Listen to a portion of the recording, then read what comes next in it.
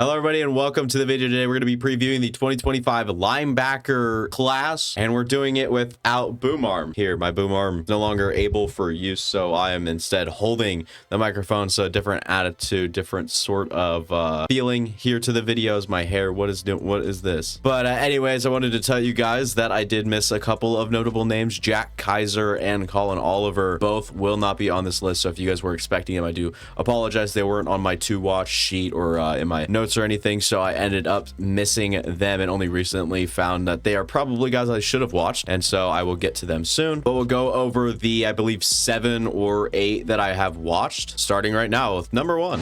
And at number 1, it is LSU's Harold Perkins, who actually ended up lining up at edge rusher, nickel, which is a slot cornerback, and linebacker in his sophomore year. He's heading into his junior year. He is listed at 6'1", 220 pounds. He's really as versatile as that gets, and kind of already said, edge, nickel, linebacker, all of it, plays it all, does it all really well, plays everywhere along the defense, lining up every which side, every which way, every alignment. He can dictate and defeat any block he sees using both speed and or power. He just can straight up juke a guy, or, you know, honestly just push a guy aside like he's nothing. In the way that he plays off the edge, he's seeing offensive linemen and bigger blockers and better blockers. So when he gets up to a tight end, a receiver, whoever's trying to block him while he's, you know, not off the edge, it's, you know, generally a downgrade and pretty easy for him instead of going up against an offensive tackle. He keeps the offense guessing all game long. He with every different place he lines up and every different assignment he's giving, he always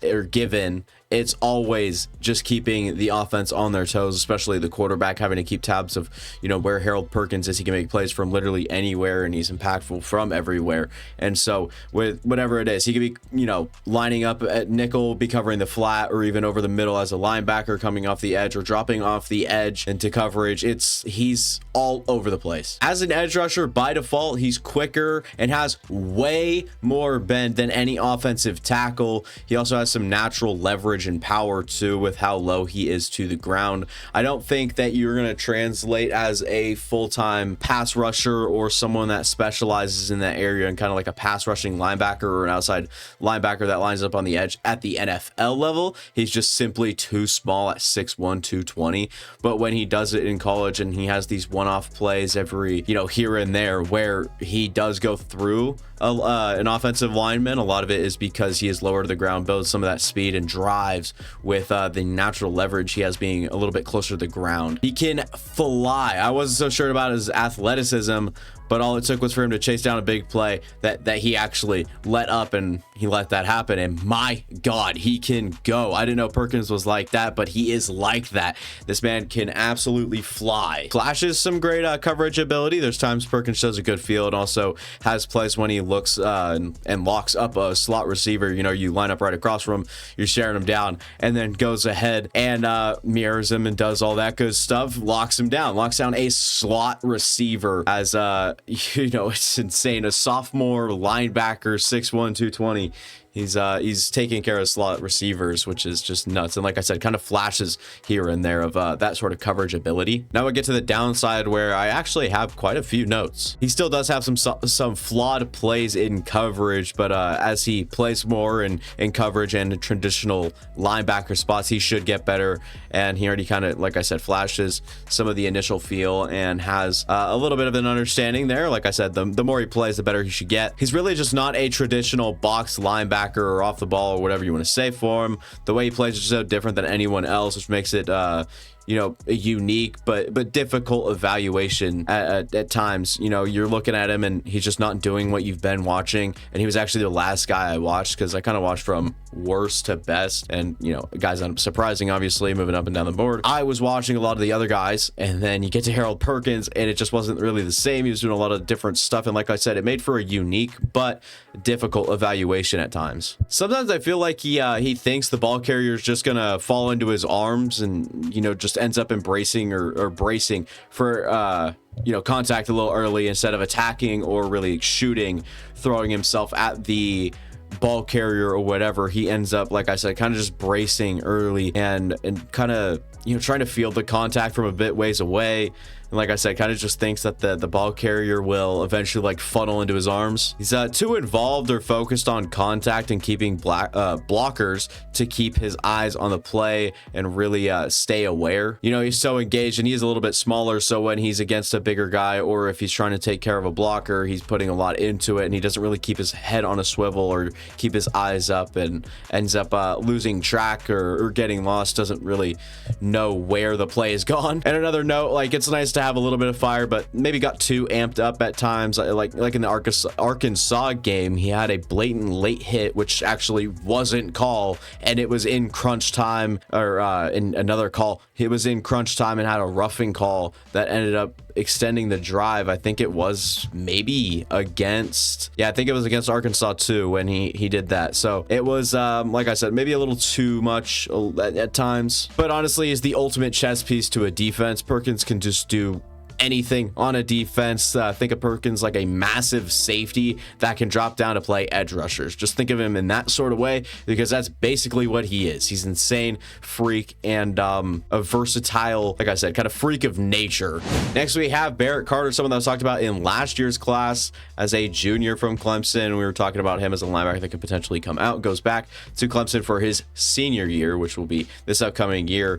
Listed at 6'1", 230 pounds. So same height as Harold Perkins, but listed 10 pounds heavier. He may be heavier, but he still moves well. He's athletic and looks pretty big, but moves really well. I didn't say that much in this linebacker class, but it stands true for Barrett and the way that he looked and moved. Honestly, he was a little bit, you know, bigger, or I wouldn't say clunky, but maybe just a little bit more built, solid, and moved really well. His instincts in using his closing speed and pouncing on a hunch that he has, that's where he was really good, and perhaps at his best is, you know, sniff out an outside run or a screen play, and like I said, use some of that closing speed and movement skill to get on it early and pursue the hunch that he had, and maybe sniffed out a play early and was able to get there in time to the point where he wasn't seeing many blockers or was just blowing it up in the backfield. He beats blockers with speed, but can also blend some speed and stay strong to keep his frame stout and avoid blocks that way too. However you want to look at this, honestly, you could say you can basically run around blockers, but there's times too where they could get hands on him, but they don't hold him, and to the point where he's being blocked or considered blocked. He's just kind of running and then not bouncing off of him, but pretty dang close, to the point where he's just real stout and hard to keep a hold of. So he avoids blocks that way, and does a nice job staying, like I said, keeping his frame stout, solid, and he has the size to do that too through traffic. His feel, vision, and movement in coverage are all great. He'll slip up every here and there, but so does everyone, and you kind of see those notes throughout this video. I'm sure we'll be looking at a few others, but like I said, the feel that he had to work to the right areas and get to the likely spots where he's seeing, you know, needs coverage, and to have that vision to see where his teammates are and where he needs to be, and also the movement to, you know, follow through and keep himself in the play in good coverage situations. And it's all great from him. And like I said, there's a few plays like occasionally you slip up, but like I said, so does everyone. Weak tackling time to time. Actually, Carter's not one to be a big hit type of guy, but maybe he should be, because he struggles with pure arm tackles in the way that he might be sliding downhill and ends up just like kind of scraping off a running back or someone that just breezes past Barrett Carter. And like I said, maybe he should switch to putting a little bit more of his body into it, because the arm tackles, just pure arm tackles, really don't work for him, especially downhill, and he keeps his body aside instead of using his body on the running back or the ball carrier that he is pursuing and trying to tackle. Open space tackles also seem to be a little bit of a weakness of his. I don't think he slows or calms down enough and just ends up missing or rushing the play at hand and over pursues the situation, or makes it worse because he has less time for himself to set up for the tackle. So however he wants to, you know, calm down, slow down, and maybe be a little bit more conservative, maybe allow 2 more yards, but it's better than missing the tackle completely and giving up another 8 to 10. And this kind of adds adds to this last one here, but Carter adds chaos to congested situations. He's not slowing up and staying aware. He just kind of puts his head down and runs into the play, making it easier to lose sight of the ball carrier. And like I said, just kind of add chaos to what's already congested situations and traffic and whatnot. And then the ability, and I just hit my mic, so you guys probably heard that, but just kind of buries his head in the play, and it makes him kind of unaware to keep his head up and eyes up and stay aware through the side of traffic, I guess. Overall, though, I do think Barrett Carter, very instinctive linebacker, some real juice to help him in run defense and to cover ground quick in coverage. And honestly, I like Barrett Carter quite a bit. I didn't know if I was going to like him this much, but I ended up resulting out of this the evaluation I with a really high opinion, and I can't wait to see how he progresses through the senior year. And apparently 2022 was also a very good year for him. Next up is Jay Higgins, Iowa linebacker, heading into his super senior year. He's listed at 6'2", 233, so the oldest and the biggest guy we've talked about to this point. Higgins doesn't allow much of anything after contact. When he's making contact with the ball carrier, it's typically pretty clean and simple. He does the job, cleans up after himself, and leaves no traces, and the suspect doesn't get away, I guess. Downhill run specialist for sure. Higgins defends the run really well and does it a lot. He plays inside that box, he plays down low, and like I said, defends the run really well. And like I said, kind of his strong suit, and he's a bit of a specialist when you're talking about downhill run defense, A, B gap, and obviously you can expand past that, but just talking about general gist and what he does well, and I think that's like the typical role, and he does it really well. He actually fights up and holds through contact and traffic really well. Whether or not he's getting blocked, can work off that block, get to the ball carrier, whatever it seems to be, whatever the situation scenario Jay Higgins is in. If he's in traffic, it almost doesn't matter. He's a pretty big guy, ball of muscle, weight, whatever you want to say, that kind of carries through some of the traffic and congested situations, I guess. Now, I do think his change of directions and movement skills in general just kind of lack a little. I don't think he's the quickest mover. I don't think he's gonna fly around. I don't think he's one of those type of linebackers. And like I said, you don't really need to be when your kind of specialty is more against the run defense and inside the middle and doing that. So you didn't really get to see it get exploited a lot, but just something a little noticeable. Really not an effective blitzer unless he has an undeniable lane straight to the quarterback or straight through, unless he's like a free blitzer up the inside or wherever he's obviously blitzing from. Then obviously anyone could be an effective blitzer, but didn't really seem to be that much of like a creator in those sort of situations. He's basically a running back monitor. If the running back goes out on a route, he'll follow. If the running back stays in the backfield, he'll linger around the line, stay underneath, and make sure that if he does get the ball, and occasionally, and this is mostly with the, I believe, Tennessee game, when once I watched him, I think against Michigan, is where he dropped back into coverage a little bit more on those passing downs, and he was a little bit better than I had seen, I guess, because he just stayed so close to the line like all the damn time. And that kind of leads into the next one here. Defends the run so much more than covers the pass. He doesn't really do much, and you can tell what he does well, and he sticks to his guns and continues to thrive. So hopefully he can develop against the pass. And I'm not saying he's bad in those situations, you just don't see him do it as much, but he's always around the ball. He could really rack up tackles against run heavy teams, and Higgins also seemed to have a nose for the ball. I don't think he's a real high ceiling player, but he's very solid field general and someone that can make plays consistently for his team. Next guy we talk about is Jaishawn Barham, who's the Maryland transfer headed to Michigan, heading into his junior year, where he will be playing for the Wolverines. He's listed at 6'3", 248 pounds. We're talking about a huge linebacker here. The coverage ability was smooth and actually read running backs out of the backfield really well. Barham also stayed true to his zones and never really wandered or faded any direction. And, the way that he was able to kind of feel, but also move really well and react to some of the running backs out of the backfield, he just looked pretty comfortable. He actually showed that he can work off the edge too, and mostly just attacking that outside shoulder with hands and quickness, not really doing a whole lot of anything extra going through or Abdul Carter type. But when you're 248, typically you can try to pack a punch, and if you're playing linebacker at that size, you're typically a little bit more athletic, so have a good chance at trying to get around an offensive lineman. I thought he tracked and sees the play at hand really well. He'll watch and almost follow the play, never really gets lost, never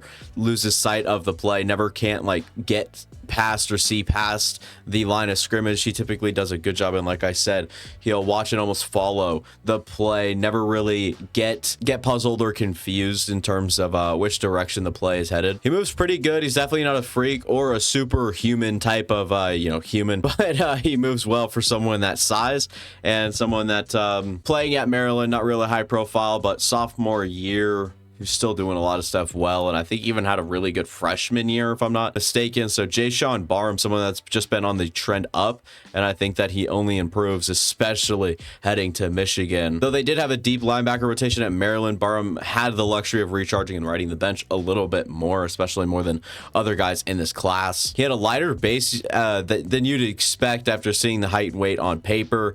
He ended up getting knocked off his base and didn't really look, stout or like he holds up like a pillar in the run defense area. So we talked about Barrett, where he kept his frame stout, strong, and like his core was really, in tune with the play, and he was able to stay up through contact, work through traffic. Barham maybe a little less than Barrett, which would be surprising considering he's almost 20 pounds heavier. There's times where I think he might be overly patient and actually too cautious at times too. He'd wait for the play to come to him and maybe lacks some aggression or not even like big play ability, but like I said, maybe just hangs back a little too long.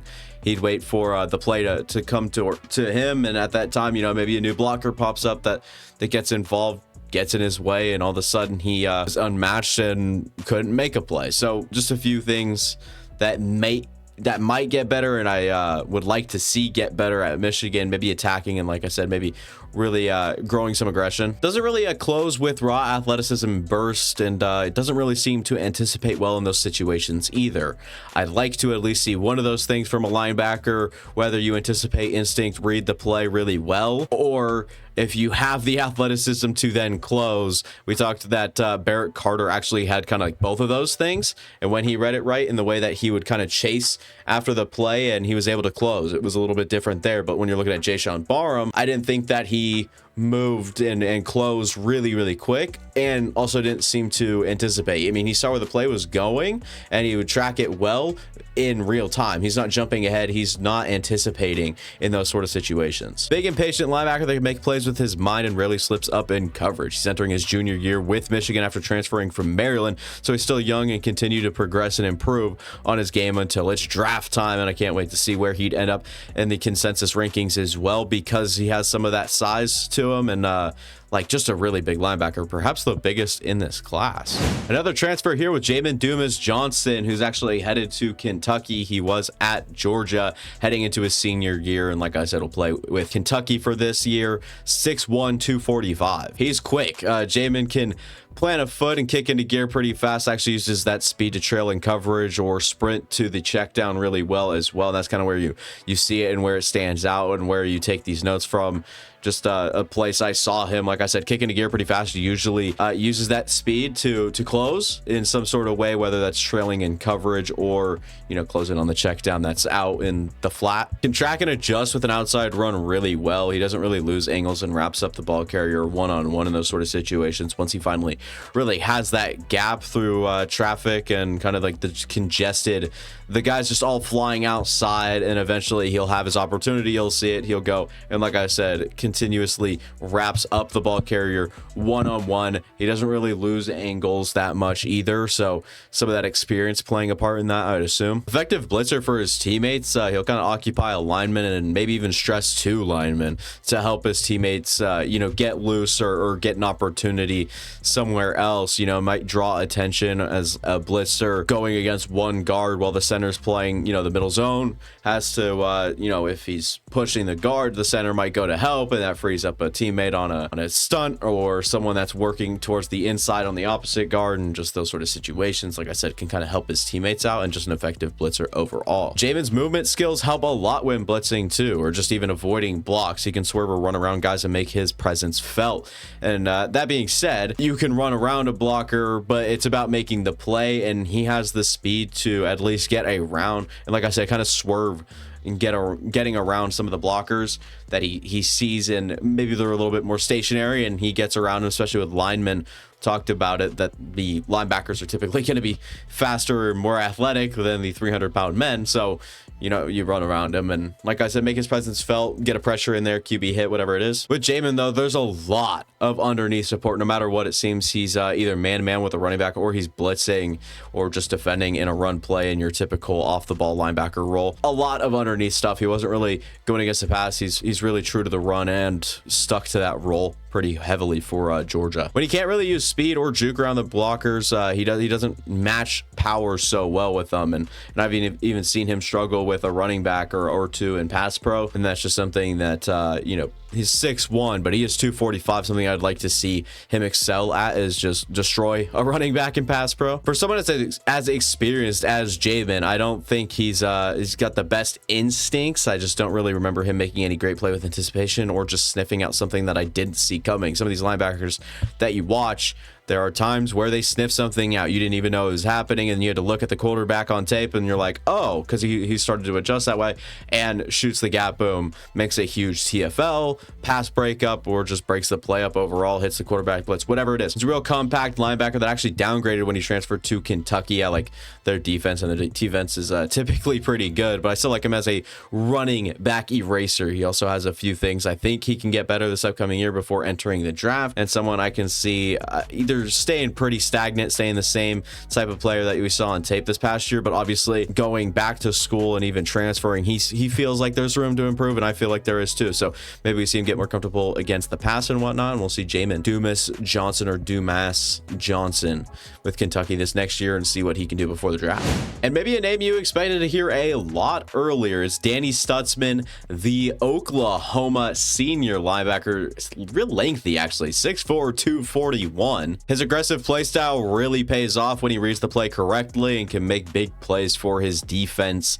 And it's kind of the same thing when you have that hunch, you pursue that hunch, and his aggressive play style, like, he just naturally plays a little aggressive. And honestly, he made some bigger plays. And like I said, when he reads the play correctly, has the right answer for what he's seeing, whatever the deal is, he was able to excel and, like I said, kind of make big plays for his defense. Coverage skills did look good. I wouldn't say like tremendous. I wouldn't say outrageous, alien, any of that, but he was good, and he was asked to do it quite a bit in coverage or with coverage in Oklahoma's defense in 2023. Attacks and matches up really well against outside runs. His game just kind of suits defending the run outside. He can kind of track, attack, and really finish well. Again, the aggressive play style comes in, you read it, and it's obviously going outside. Everyone's pulling that way. It's very obvious, and track the play down, attack with aggression, and finish the play pretty well. And like I said, kind of just matches up well against that sort of scenario. And we're on to the downside, and what I didn't think Danny Stutsman did real well, and I thought he over pursues and attacks. He tries to make big plays, but it's a gamble, and when he's wrong, he leaves quite a bit of yards on the table. Kind of lacks some of that patience, and maybe need to rein him in a little bit. Maybe need to tell him to, hey, like, if you were to stay back here, stay patient, hover kind of over, and just keep tabs instead of flying right in front, guessing the wrong, you know, gap in the line, and the running back has the whole middle of the field. I thought his speed and overall athleticism kind of lacks. I don't see great closing speed, and even when you know, he's just running around, looks kind of slow, and I'm watching him kind of compared to others in this class is not real, you know, zoomy, if you will. Not a good or even secure tackler overall. He was more of an arm tackler, and honestly looked like a guy that should be hitting dudes, just kind of running up, hitting them, bash, whatever, but he's not. He's not really one of those guys. He's not using his whole body, and maybe should. Maybe another one of these guys that need to refine a little bit there in the tackling game, but like I said, more of an arm tackler, and just wasn't really great or secure as an overall defending you know, tackler there. I hate to overkill that word tackler, but you know, whatever. Vacates the middle on some of his plays and leaves a gap for a running back to get through to the second level untouched. And this is what killed me. When, you know, you have a safety playing lower, when you have two linebackers close to you, or whatever it is, the Nick, he's coming in the middle with you. It doesn't matter, like, sure, as much, I should say. He can take those chances and still leaves a gap for the running back or whatever, but there are times where it's just him alone in the middle of the field, shoots the wrong gap, and leaves another wide open for the running back to get through to the second level, like I said, kind of untouched. untouched, not really facing too much traffic in that situation for the running back. The linebacker that's supposed to be, reading, plugging the gap, he plugs the wrong gap before the running back's even out of the backfield, and the running back can then react and kind of make the play off that. And he looks a little bit smaller than 241. I don't think he really played, and if he did, I mean, it's just because he is 6'4", pretty lengthy dude. So I mean, that's quite a bit of muscle mass, and I wouldn't be surprised if he's holding around 240, or if he played 235, 230 last year in this offseason, bulked up to 241, and hopefully we see a little bit stronger of a tackler, because I don't think that his speed and, like I said, his overall athleticism is going to improve a whole lot. Not what I expected, pretty much. He plays boomer bust football and lacks some of the core skills that a linebacker should excel at. Bottom line, that's my analysis on Danny Stutsman, and I was quite like I said, just not what I expected. I won't dig in too much here.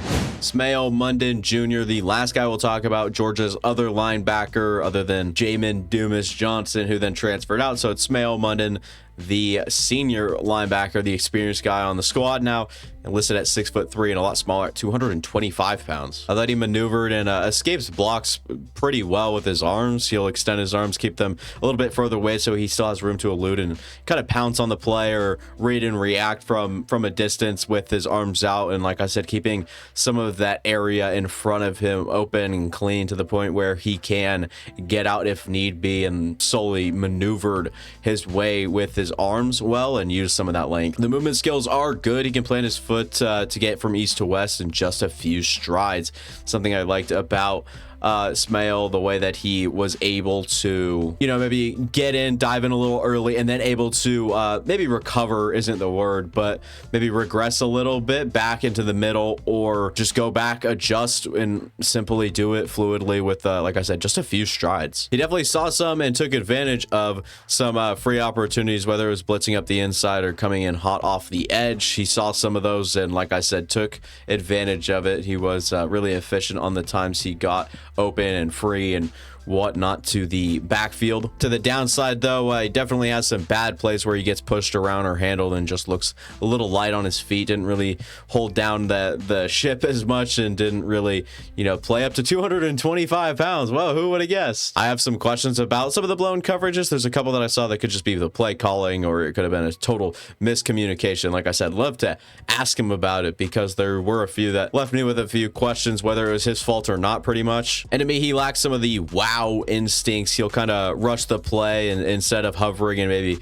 maybe gets a little impatient, so he'll kind of head right in and guess a little wrong at times and misses out on the player, an opportunity that might have been there, or the tackler to, or the tackled, the player to the tackle to be, right? Tackler, no, he'd be the tackler to be. I don't know. Speaking of tackles, I don't think he was the most solid tackler. There's that word again. And now he had some plays where he wraps up, but barely, even when he was had a good angle and contact on the runner. There's times where 225 pounds, surprise, surprise, played and felt and looked a little lighter than the other guys in this class that were even 10 pounds seemed to be a big difference. And he's still built pretty well, obviously. Overall, like I said, just not a real solid tackler, or someone that's really efficient on those, and more of a work in progress as a prospect. But I think he can make big strides and also start improving his draft stock as the season goes on. Just show some things and improve on some of these things. A lot of these things are coachable. I think he'd need to add weight first and foremost. He just needs to add some weight. Maybe that does kind of slow him down a little bit, but no real wow instincts. And if he doesn't have those now, I don't know if he's going to get that natural gift there.